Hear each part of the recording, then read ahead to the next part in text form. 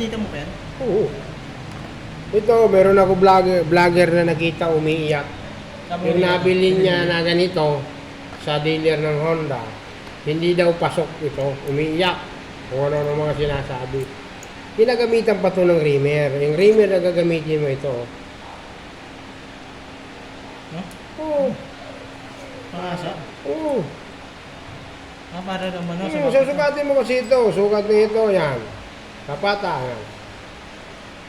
Yan, 4.9. Sukat yan o 4.9. Ba? Halos 0-0. Kasi, Ngayon, meron naman mga ganito na pasok. Pero pag ipinasok mo na doon, masikip na hindi napapasok.